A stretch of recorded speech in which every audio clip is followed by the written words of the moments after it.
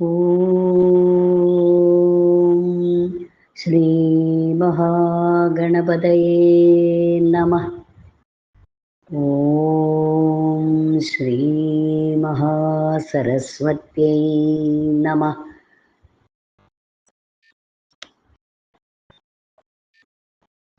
ഓം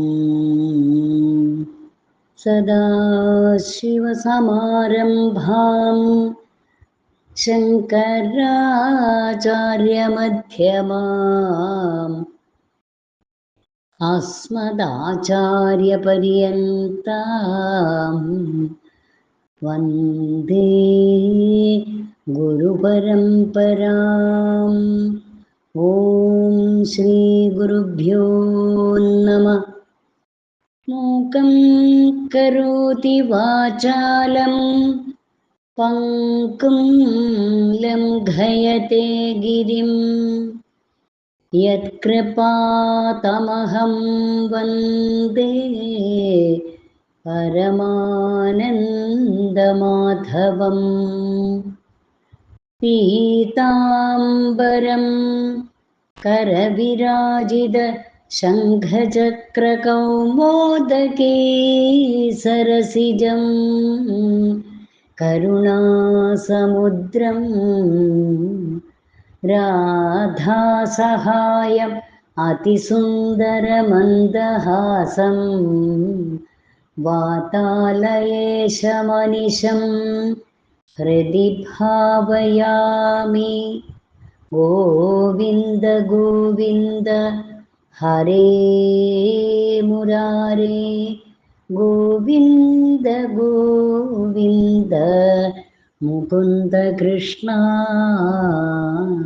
ഗോവിന്ദ ഗോവിന്ദ രഥാംഗപാണേ, ഗോവിന്ദ ഗോവിന്ദ നമോ നമസ്തേ. സർവത്ര ദേവീനാമസങ്കീർത്തനം.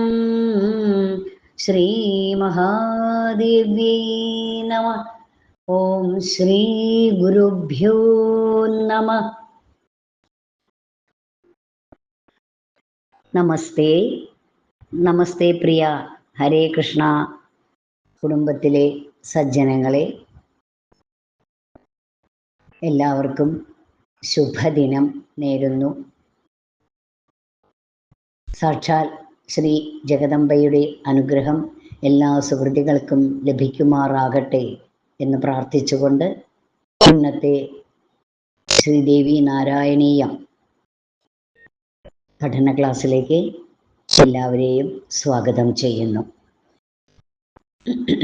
യശശരീരനായ ഭാഗവതാചാര്യൻ പണ്ഡിതാഗ്രേസരൻ പാലേലി ശ്രീ നാരായണൻ നമ്പൂതിരിയുടെ ശ്രീമദ് ദേവി ഭാഗവതത്തെ ആധാരമാക്കിയുള്ള ദേവി നാരായണീയം എന്ന സ്തോത്രകാവ്യമാണ് നാം ഇപ്പോൾ അനുസ്മരിച്ചു കൊണ്ടിരിക്കുന്നത്.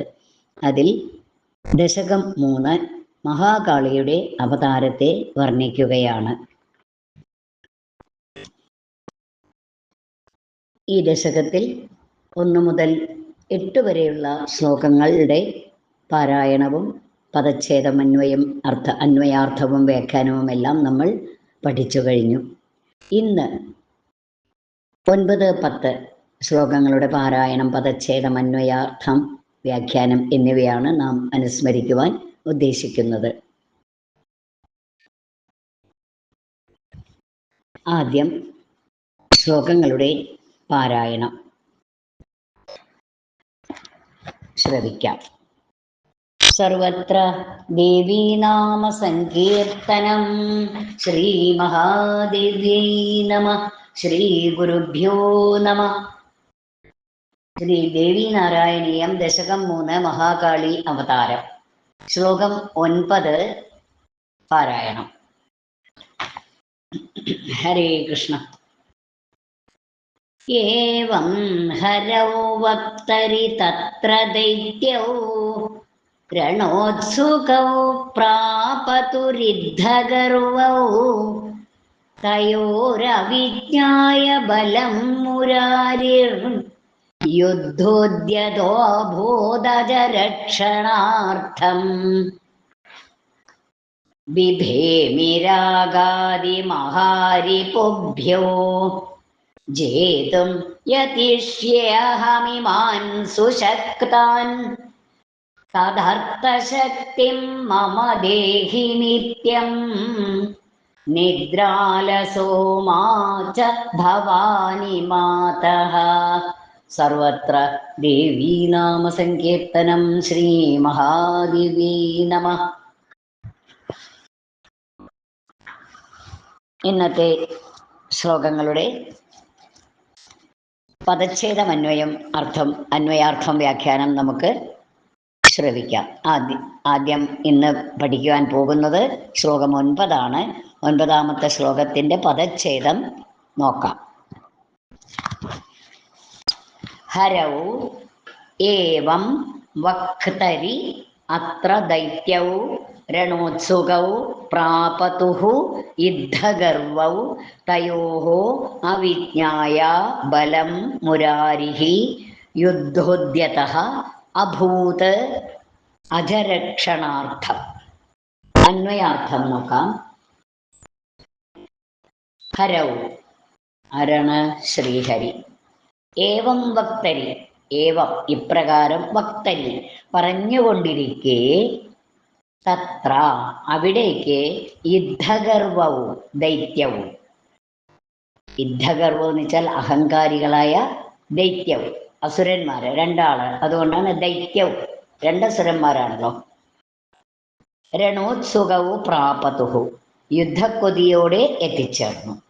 തയോഹോ ബലം അവരുടെ ബലം അവിജ്ഞായ വേണ്ടതുപോലെ ചിന്തിച്ചറിയാതെ മുരാരിഹി ആരാ വിഷ്ണു ഭഗവാൻ അജരക്ഷണാർത്ഥം ബ്രഹ്മാവിനെ രക്ഷിക്കാൻ വേണ്ടി അജരക്ഷണാർത്ഥം ബ്രഹ്മാവിനെ രക്ഷിക്കുന്നതിനായിക്കൊണ്ട് യുദ്ധോദ്യതഃ അഭൂത് യുദ്ധത്തിന് തയ്യാറായി. ഈ ശ്ലോകത്തിന്റെ വ്യാഖ്യാനത്തിലേക്ക് പ്രവേശിക്കാം. ഇതിനു മുൻപിലത്തെ 8-9 ശ്ലോകത്തിൽ വ്യാഖ്യാനിച്ചു.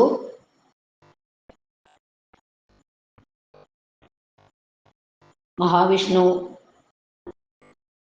ഉണർന്നെഴുന്നേറ്റു.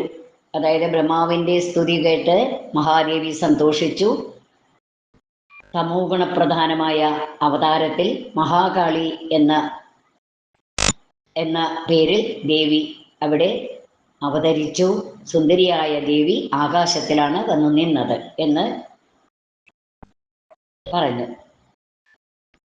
വിഷ്ണു നിദ്രയിലായിരുന്നു. വിഷ്ണു ഉണർന്നെഴുന്നേറ്റു. എന്താ പിന്നെ കണ്ടത്? അസുരഭീതനായ ബ്രഹ്മാവിനെയാണ് അദ്ദേഹം കണ്ടത്.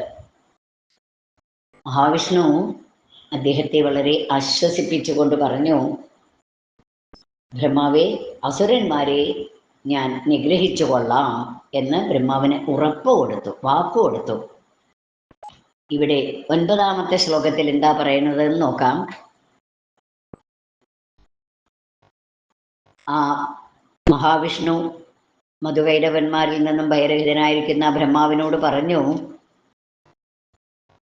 മധുകൈടവന്മാരെ കൊല്ലുക എന്ന കൃത്യം വിഷ്ണു ഏറ്റെടുത്തു. മഹാവിഷ്ണു പറഞ്ഞു, അല്ലയോ ബ്രഹ്മാവേ, വിഷമിക്കേണ്ട. അലംഭയേനാഹമിമൗ സുരാരിഹന്താസ്മി ശീഘ്രം.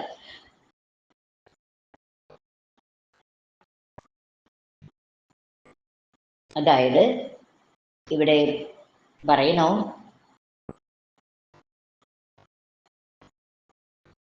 മധുകൈടവന്മാരെ കണ്ട് പേടിച്ചാണല്ലോ ബ്രഹ്മാവ് നിൽക്കുന്നത്. അപ്പോൾ സാക്ഷാൽ ശ്രീഹരി യുദ്ധത്തിനായിട്ട് തയ്യാറായി എന്നാണ് പറയുന്നത്. മധുകൈടവന്മാരെ കൊല്ലുക എന്ന കൃത്യം വിഷ്ണു ഏറ്റെടുത്തു. അതായത് ഇതിനു മുൻപിലത്തെ ശ്ലോകത്തിൽ പറഞ്ഞു, മഹാവിഷ്ണു ബ്രഹ്മാവിനോട് പറഞ്ഞു, അസുരന്മാരെ ഞാൻ നിഗ്രഹിച്ചു കൊള്ളാം എന്ന്, അല്ലേ? അപ്പോൾ ആ മധുകൈടവന്മാരെ കൊല്ലുക എന്ന കൃത്യമാണ് വിഷ്ണു ഏറ്റെടുത്തത്. പക്ഷേ ഇവിടെ പറയുകയാണ്, യുദ്ധഗർവൗ ദൈത്യൗഹോ, അഹങ്കാരികളായിട്ടുള്ള അസുരന്മാര്. യുദ്ധക്കൊതിയോടുകൂടി വിഷ്ണുവിന്റെ സമീപത്തേക്ക് എത്തിച്ചേർന്നു. മഹാവിഷ്ണു മധുകൈടവന്മാരെ കൊല്ലുക എന്ന കൃത്യം ഏറ്റെടുത്തതോടുകൂടി ആ സമയത്ത് അസുരന്മാരവിടെ എത്തിച്ചേർന്നു. ബ്രഹ്മാവ് വളരെ നിസ്സഹായനായി വിഷ്ണുവിനെ അങ്ങനെ നോക്കുകയാണ്. തയോബലം, അവരുടെ ബലം സാക്ഷാൽ മുരാരിക്ക് വേണ്ടതുപോലെ മനസ്സിലായില്ല. പിന്നെ എന്താണ് വിഷ്ണുവിന്റെ മനസ്സിലുണ്ടായിരുന്നത്? അജരക്ഷണാർത്ഥം. ബ്രഹ്മാവ് നിസ്സഹായനായി വിഷ്ണുവിനെ നോക്കുകയാണ് അല്ലേ, എന്താ ചെയ്യേണ്ടതെന്ന് അറിയുന്നില്ല. പക്ഷേ ബ്രഹ്മാവിനെ രക്ഷിക്കുക എന്നുള്ളത് മാത്രമാണ് മഹാവിഷ്ണു വിചാരിച്ചുകൊണ്ടിരിക്കുന്നത്. എന്നിട്ടോ യുദ്ധത്തിന് തയ്യാറാവുകയും ചെയ്തു. മധുകൈടവന്മാരുമായിട്ട് യുദ്ധത്തിന് തയ്യാറാവുകയും ചെയ്തു. ബ്രഹ്മാവിനെ ആശ്വസിപ്പിച്ച ശേഷം അസുരന്മാരോട് ഏറ്റുമുട്ടാൻ വിഷ്ണു തയ്യാറായി.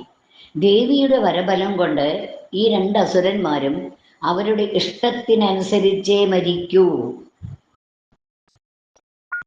ദേവിയുടെ വരബലത്താൽ ഇവർ സ്വച്ഛന്ത മൃത്യുക്കളായ കഥ വിഷ്ണു അറിഞ്ഞിരുന്നില്ല, അല്ലെങ്കിൽ അതേപ്പറ്റി അത്ര ആലോചിച്ചില്ല. ബ്രഹ്മാവിനെ രക്ഷിക്കാതെ പറ്റില്ലല്ലോ. അതുകൊണ്ട് വിഷ്ണു ഇതാ യുദ്ധത്തിനായിട്ട് ഇറങ്ങി പുറപ്പെട്ടു. ദേവിയുടെ വരബലത്താൽ ഇവർ സ്വച്ഛന്ത മൃത്യുക്കളായ കഥ വിഷ്ണു അറിഞ്ഞിരുന്നില്ല, അതേപ്പറ്റി ഒട്ടും ചിന്തിച്ചതുമില്ല. ബ്രഹ്മാവിനെ രക്ഷിക്കാതെ പറ്റില്ലല്ലോ.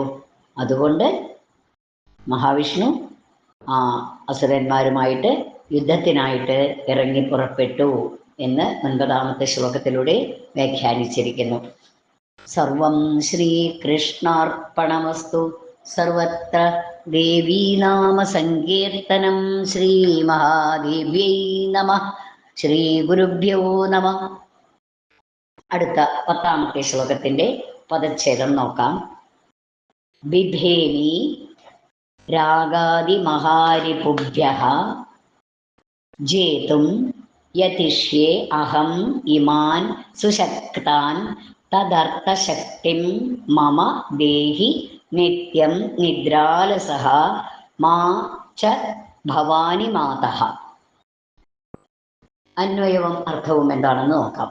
രാഗാദി മഹാരിപുഭ്യ, രാഗാദികളാകുന്ന മഹാശത്രുക്കളെ, ബിഭേമി ഞാൻ ഭയപ്പെടുന്നു, സുശക്താൻ ഇമാൻ, സുശക്താൻ പ്രബലന്മാരായ ഇമാൻ ഇവരെ ജേതും കീഴടക്കാൻ അല്ലെങ്കിൽ ജയിക്കാൻ, അഹം യതിഷ്യേ ഞാൻ പ്രയത്നിച്ചു കൊള്ളാം, തദർത്ഥശക്തി അതിനു വേണ്ടുന്ന ശക്തി, മമ എനിക്ക്, നിത്യം ദേഹി എന്നും തന്നുകൊണ്ടിരിക്കൂ, ഹേ മാതഃ അമ്മേ ദേവി, അഹം നിദ്രാലസഃ ഞാൻ നിദ്രാലസൻ, ച മാ ഭവാനി ഞാൻ നിദ്രാലസൻ ആയിത്തീരരുതേ. ഈ ശ്ലോകം കൊണ്ട് ഗ്രന്ഥകർത്താവ് ദേവിയുടെ മുമ്പിൽ സമർപ്പിക്കുന്ന അപേക്ഷയാണ്. എന്താണ് ഗ്രന്ഥകർത്താവിൻ്റെ അപേക്ഷ? ശത്രുവിനെ നേരിടുക എന്നതാണല്ലോ ഇവിടെ പ്രകരണം. ആരാണ് ഇവിടെ ശത്രു എന്ന് പറയുന്നത്?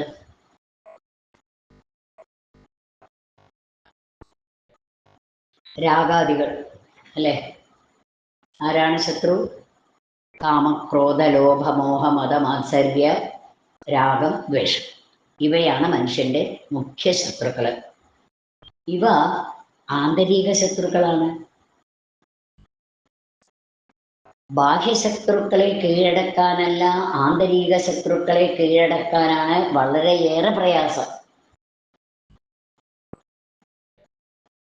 ആന്തരിക ശത്രുക്കളായ ഈ കാമക്രോധ ലോഭ മോഹ മത മാത്സര്യങ്ങൾ, രാഗദ്വേഷം ഇവയാണ് ആന്തരിക ശക്തി, ആന്തരിക ശത്രുക്കൾ.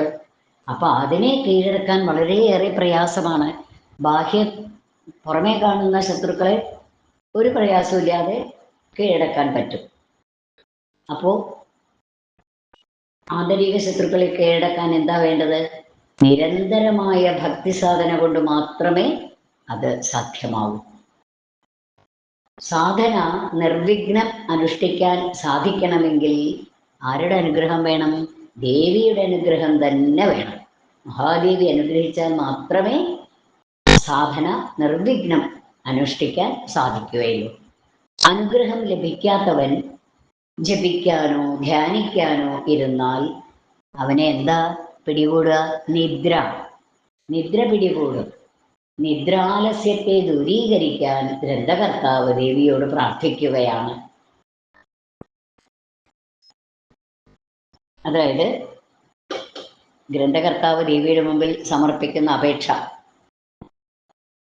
ഇതിനു മുൻപിലത്തെ ഭാഗങ്ങളൊക്കെ പറഞ്ഞതിന് ശേഷം ഗ്രന്ഥകർത്താവായ പാലേലി ശ്രീനാരായണ നമ്പൂരി തൻ്റെ അവസ്ഥയെ കാണിച്ചും കൊണ്ടാണ് ഈ ദശകം സമർപ്പിക്കുന്നത്. രാഗാദി മഹാരിപുഭ്യ, രാഗാദികളാകുന്ന അതിഭയങ്കരമാകുന്ന മഹാശത്രുക്കളുണ്ട്. അതിനെ ഭഗവതി ഞാനിതാ ബിഭേമി, ഭയപ്പെടുകയാണ്. സുശക്താനിമാൻ, പ്രബലന്മാരാണ് ഇവർ. ആര്? ഈ ശത്രുക്കള്. ഇവരെ ജയിക്കാൻ അഹം യതിഷ്യേ, ഞാൻ നല്ലപോലെ പ്രയത്നിക്കും അമ്മേ. അപ്പോ അതിനെന്തു വേണം? അതിനു വേണ്ടുന്ന ശക്തി അമ്മയായ അവിടുന്ന് തന്നാൽ മാത്രമേ എനിക്ക് അവരെ ജയിക്കാൻ സാധിക്കുകയുള്ളൂ.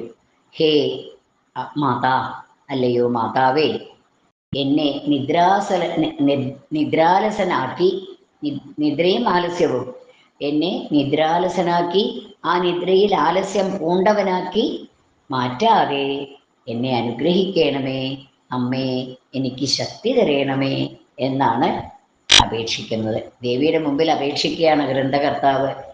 അല്ലയോ അമ്മേ, രാഗാദികളാകുന്ന മഹാശത്രുക്കളെ, കാമക്രോധ ലോഭ മോഹ മത മാത്സര്യ രാഗദ്വേഷം, ഇതാണ് മനുഷ്യന്റെ മുഖ്യമായിട്ടുള്ള ശത്രുക്കള്.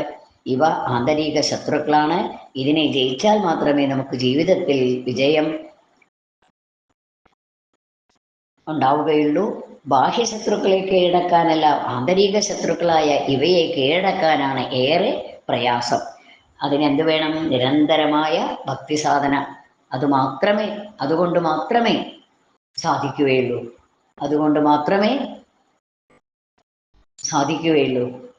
അപ്പോ ഈ ബാഹ്യശത്രുക്കളെ കീഴടക്കണമെങ്കിൽ ഭക്തി സാധന, നിരന്തരമായ ഭക്തി സാധന. ബാഹ്യശത്രുക്കളെയല്ല, ആന്തരിക ശത്രുക്കളെ. ബാഹ്യശത്രുക്കളെ കീഴടക്കാൻ ഒരു പ്രയാസവുമില്ല.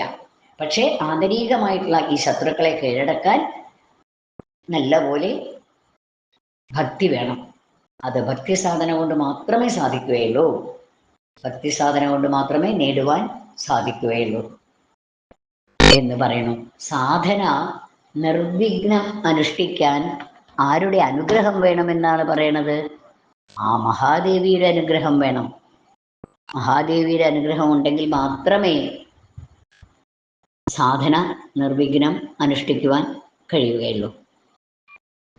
ഇനി അനുഗ്രഹം ലഭിക്കാത്തവൻ ജപിക്കാനായിട്ടോ ധ്യാനിക്കാനായിട്ടോ ഇരുന്നാൽ അവനെ എന്താ പിടികൂടുക? നിദ്ര വന്നാൽ എന്താ ഉണ്ടാവുക? ആലസ്യം. അപ്പോൾ ആ നിദ്ര ആലസ്യത്തെ ദൂരീകരിക്കാൻ ഗ്രന്ഥകർത്താവ് ദേവിയോട് ആത്മാർത്ഥമായിട്ട് പ്രാർത്ഥിക്കുകയാണ്. വിഷ്ണുവും അസുരന്മാരും തമ്മിലുള്ള യുദ്ധം ഇനി അടുത്ത ദശകത്തിൽ നമ്മൾ അനുസ്മരിക്കാൻ പോവുകയാണ്. എല്ലാവർക്കും ജഗദംബയുടെ അനുഗ്രഹം ലഭിക്കുമാറാകട്ടെ എന്ന് പ്രാർത്ഥിക്കുന്നു. സർവത്ര ദേവീനാമ സങ്കീർത്തനം. ശ്രീ മഹാദേവ്യൈ നമഃ. ഓം ശ്രീ ഗുരുഭ്യോ നമഃ. ദശകം 3 മഹാകാളി അവതാരം ഇവിടെ സമാപിക്കുകയാണ്. ഈ ദശകത്തിൻ്റെ പാരായണം, പദച്ഛേദം, അന്വയം, വ്യാഖ്യാനം എന്നിവയെല്ലാം ശ്രീ മഹാദേവിയുടെ തൃപ്പാദങ്ങളിലും ഗുരുജനങ്ങളുടെ തൃപ്പാദങ്ങളിലും സജ്ജനങ്ങളുടെ പാദങ്ങളിലും വളരെയധികം ഭക്തിപൂർവം വിനയപൂർവം സമർപ്പിച്ചുകൊണ്ട് ഈ ദശകം ഇവിടെ ഉപസംഹരിക്കുന്നു. എല്ലാവർക്കും ജഗദംബയുടെ അനുഗ്രഹം ലഭിക്കുമാറാകട്ടെ എന്ന് ഒരിക്കൽ കൂടി പ്രാർത്ഥിച്ചുകൊണ്ട് ഹരേ കൃഷ്ണ. സർവത്ര ദേവി